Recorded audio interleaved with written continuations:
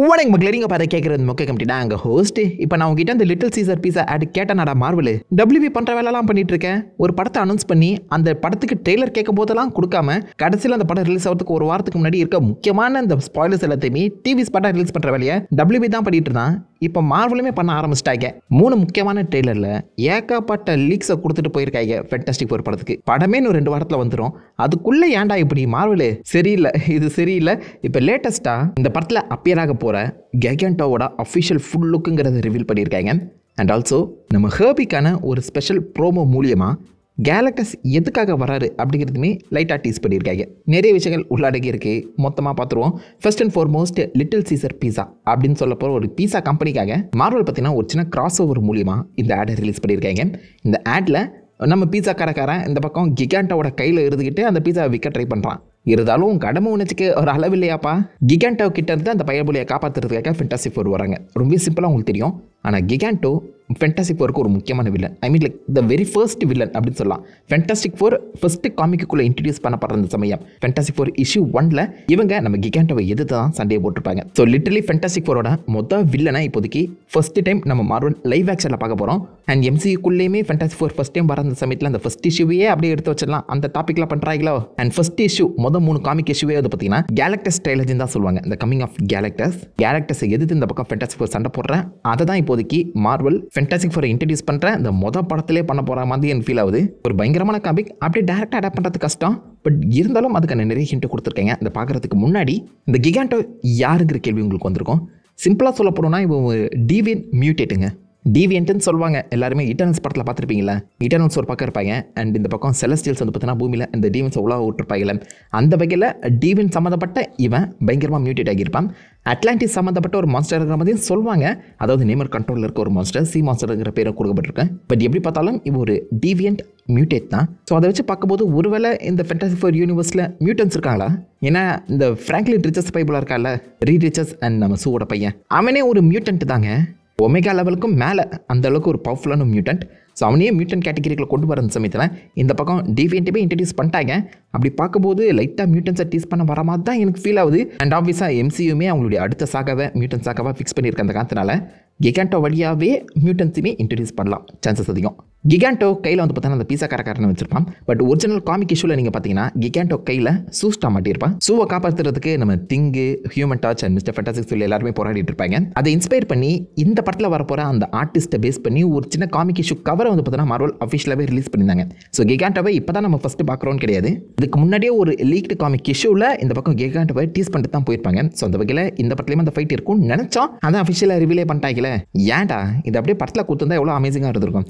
இந்த ட்ரீசரை பார்த்த நிறைய பேர் என்னடா கேவலமாக இருக்குது VFX, அவ்வளோதான் மார்வல் திரும்ப VFXல புட்டுக்க போகிறாங்க அப்படின்னு சொல்லிட்டு இருக்கீங்க. எப்பா இது ஆடுப்பா. இந்த ஃபைட்லாம் நீங்கள் படத்தில் பார்க்குறதுக்கான வாய்ப்பே கம்மி. இந்த லிட்டில் சீசர் பைப்புலலாம் வரதுக்கான சான்சஸ் ரொம்ப கம்மி. ஜஸ்ட் இந்த ஆடுக்காக வித்தியாசமான ஒரு பெர்ஸ்பெக்டிவில் இப்படி ஒரு குக் பண்ணியிருக்காங்க, அவ்வளோதான். சும்மா ஒரு VFX பேசிக்கான ஐடியாவை வச்சு தான் இது குக் பண்ணப்பட்டிருக்கு. இதெல்லாம் படத்தில் இருக்கணுங்கிற அவசியமே கிடையாது. ஆடு, ஜஸ்ட் அண்ட் ஆடு, அவ்வளோதான். ஹியூமன் டாச்சோட அந்த லுக்கெலாம் வந்து பார்த்தீங்கன்னா நிறைய பேருக்கு சுத்தமாக பிடிக்கல, பொம்மை போல இருக்குன்னு சொல்லிட்டு இருக்கீங்க. இப்படி ஒரு VFX படத்தில் கன்வே ஆகிறதுக்கான வாய்ப்புகள் கம்மி. பட் மார்வல் VFXல நிறைய கோட்டை விடுற சமயத்தில் சொல்ல முடியாது, இப்படி வந்தாலும் வரலாம். பட் இதுவே வருமானு கேட்டிங்கன்னா டவுட் தான். ஏன்னா இதுக்கு முன்னாடி நம்ம ஹல்க்கும் ஆன்மனும் இந்த கொக்கோ கோலாக்கான்னு சண்டை போட்டிருப்பாங்க, ஞாபகம் இருக்கா? அதுவும் ஆடு தான். அது எந்த ஒரு படத்துலையுமே நீங்கள் பார்த்துருக்க மாட்டீங்க. அதே மாதிரி இதுவும் ஒரு ஆடு. ஸோ இதே VFX ரெப்ளிகேட் ஆகிறதுக்கான வாய்ப்புகள் 90% கிடையாது. பட் இருந்தாலும் ஒரு 10% நம்ப முடியல தான். பிகாஸ் இப்போ லேட்டஸ்ட்டாக அந்த ஃபேண்டாஸ்டிக் ஃபோருக்கான ஸ்க்ரீனிங் நடந்திருக்கு. அந்த ஸ்க்ரீனிங்கை பார்த்த நிறைய பேர் என்னப்பா VFX படுமோசமாக இருக்குன்னு சொல்லி அதே கம்ப்ளைண்ட்டாகவும் சொல்லியிருக்காங்க. பார்க்கலாம் இது எப்படி சமாளிக்க போகிறாங்க, VFX நல்லா இருக்கா இல்லையான்னு. ஸோ கிகாண்டோ ஃபர்ஸ்ட் டைம் காமிச்சிட்டாங்க. அண்ட் ஃபேண்டாஸ்டிக் ஃபோர் சண்டை போடக்கூடிய முதல் வில்லனாகவும் இவர் தான் இருப்பாருன்னு தோணுது.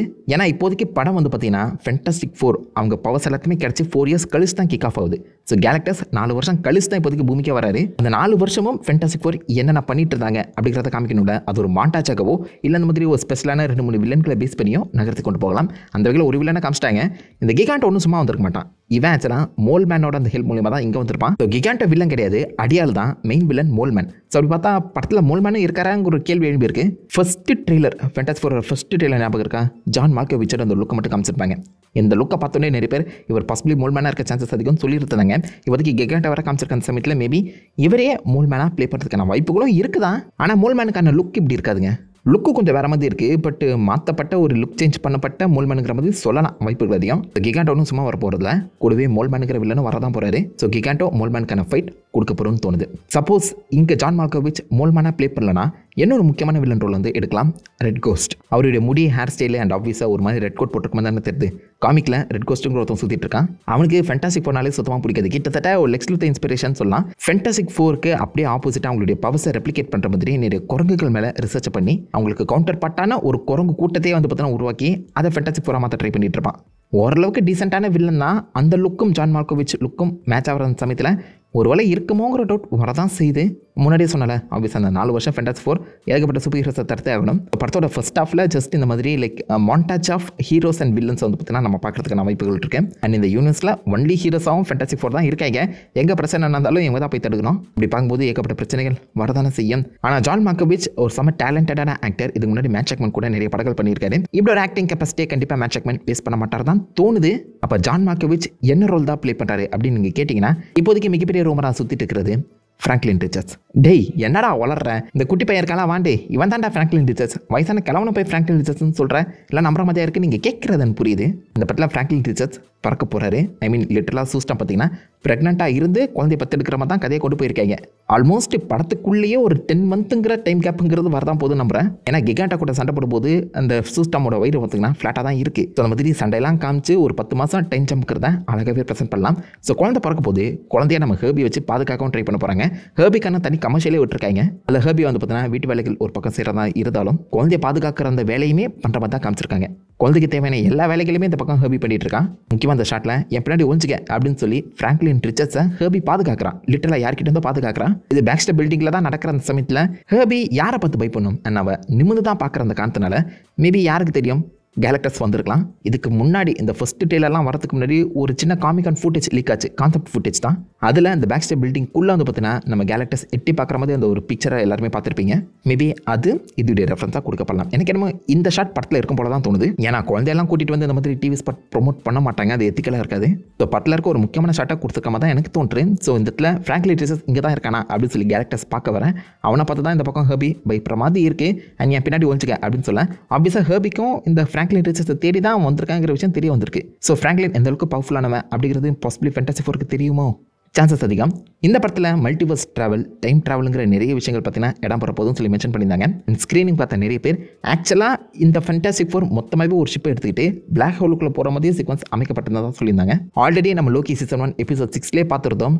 நம்ம MCUவில் இருக்கக்கூடிய எல்லா யூனிவர்ஸஸும் இண்டிவிஜுவலாக பிளாக் ஹோல்ஸ் மூலியமாக தான் பிரிக்கவே பட்டிருக்கு. ஒரு யூனிவர்ஸ்லேருந்து இன்னொரு யூனிவர்ஸ் போகிறதுக்கு பிளாக் ஹோல் வழியாக தான் ட்ராவல் பண்ணி ஆகணுங்கிற மாதிரி பாசிபிளி ரீடர்ஸ் ஏதாவது ஒரு டெக்னாலஜியை கண்டுபிடிச்சப்பா தான் தோணுது. அண்ட் பிளாக் ஹோலுக்குள்ளே ட்ராவல் பண்ணும்போது டைமும் கம்ப்ளீட்டாக மாற்றப்படும். உங்களுக்கு ஸ்லோ டவுன் ஆகலாம், மற்றவங்களுக்கு ஃபாஸ்ட்டாக போகலாம். அந்த வகையில் ஃபேன்டாஸ்டிக் ஃபோர் பிளாக் ஹோலுக்குள்ளே போக அப்போதைக்கு பிறந்திருக்க நம்ம ஃப்ராங்க்லின் ரிச்சர்ட்ஸ் டைமால் ஏன் பாதிக்கப்பட்டிருக்கக்கூடாது? ப்ளஸ் ஒமேகா லெவல் மியூட்டன்ட் வரேன். ஏப்பா குழந்தைய தானே பெரியவனா மாற்றி விட்டீங்களே அப்படின்னு சொல்கிற மாதிரி ஜான் மால்கோவிச்சை வயசான ஃப்ராங்க்லின் ரிச்சர்ட்ஸாக காமிக்கவும் சான்சஸ் இருக்குது. அவர் ஒரு சீக்ரெட்டான லொக்கேஷனில் தான் வர மாதிரி இருக்க அந்த காரணத்தினால வயசான ஃப்ராங்க்லின் ரிச்சர்ட்ஸுங்கிற ஒரு ரூமரும் இப்போதைக்கு சுற்றி தாங்க இருக்குது. நடக்குமான்னு கேட்டிங்கன்னா there are possibilities. பட் இந்த அளவுக்கு காம்ப்ளெக்ஸாக போவாங்களான்னு கேட்டிங்கன்னா டவுட் தாங்க. ஏன்னா காமிக்கில் நம்ம ஃப்ராங்க்லின் ரிச்சர்ட்ஸை இவ்வளோ வயசானவராக பார்த்ததில்ல, சொட்டையும் இருக்க மாதிரி காமிக்கப்படல. எனக்கு என்னமோ ஜான் மால்கோவிச்சை ஒரு maybe like first of villain Red கோஸ்ட்டுங்கிற மாதிரி சொல்லலாம். பயங்கரமான வில்லன் கிடையாது, அந்த அளவுக்கு மொக்கையானதும் கிடையாதுங்கிற மாதிரி சிம்பிளாகவே முடிக்கலாம். பட் ஃப்ராங்க்லின் ரிச்சர்ட்ஸை பேஸ் பண்ண ஒரு டைம் ட்ராவலுங்கிறது நடக்கும் தான் தோணுது. அண்ட் ஹேர்பியோட அந்த ப்ரோமோ மூலிமா ஆக்சுவலாக கேலக்டஸ் ஃப்ராங்க்லின் ரிச்சர்ட்ஸை தேடி தான் வந்திருக்காங்கிறதையுமே கன்ஃபார்மும் பண்ணிட்டாங்க. ஸோ விச் மீன்ஸ் கேலக்டஸ்க்கு பூமி அழிக்கிறது இப்போதைக்கு நோக்கம் இல்லை, ஃப்ராங்க்லின் ரிச்சர்ட்ஸ் தான் தேவைப்படுறான். ஏன் எதுக்கு முன்னாடி ஏதாவது உள்குத்து இருக்கான்னு சொல்லி படம் பார்த்தா தெரிஞ்சுக்கணும். அது மட்டும் இல்லாமல் படத்தோட போஸ்ட் கிரெடிட்ஸ் இல்லை டூம்லாம் வர மாதிரி பேசிட்டு இருக்காங்க. மேபி லைக் ஃப்ராங்க்லின் ரிச்சர்ட்ஸோட அந்த எனர்ஜி அப்சர்வ் பண்ணுறதுக்காக கூட டூம் வந்திருக்கலாம்ல.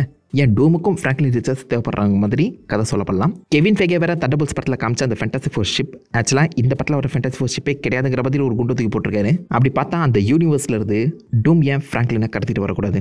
there are high possibilities. And இந்த போஸ்ட் கிரெடிட் சீனை வேற டெக்னிக்கலாக ரூசோ பிரதர்ஸ் தான் ஷூட் பண்ணியிருக்க அந்த காரணத்தினால நடக்கலாம் வாய்ப்புகள் இருக்குது. படம் ரிலீஸ் ஆகிறதுக்கு 2-3 வாரங்கள் இருந்தாலும் இவங்க போகிற அந்த வேகத்தை பார்த்தா படத்தை பாட்டா கட் பண்ணி டிவி ஸ்பாட்டுக்கிற பேரில் மொத்தமாகவே யூடியூப்ல ரிலீஸ் பண்ணுவாங்க போல. WB வழக்கமாக அதை தான் பண்ணுவான். ஆனால் இப்போதைக்கு சூப்பர்மேன் படத்துக்கு கொஞ்சம் அமைதியாக இருக்க மாதிரி தான் தோணுது. அதை நான் ஈடு கட்டுறங்கிற பேரில் மார்வல் இதெல்லாம் தேவையில்லாத வேலை, அமைதியாக எடுத்துக்கப்பா, எங்களுக்கு இந்த ஹைப்பே போதும், இதை வச்சா நாங்கள் ஃபேன்டாஸ்டிக் ஃபோர் பார்த்துக்குறோம். பட் சொல்ல முடியாது, பார்க்கலாம் ஏதாவது ரிலீஸ் பண்ணுறாங்களா இல்லையான்னு. கரெக்டாக இருந்துக்க, கரெக்டாக இருந்தால் போரட்டா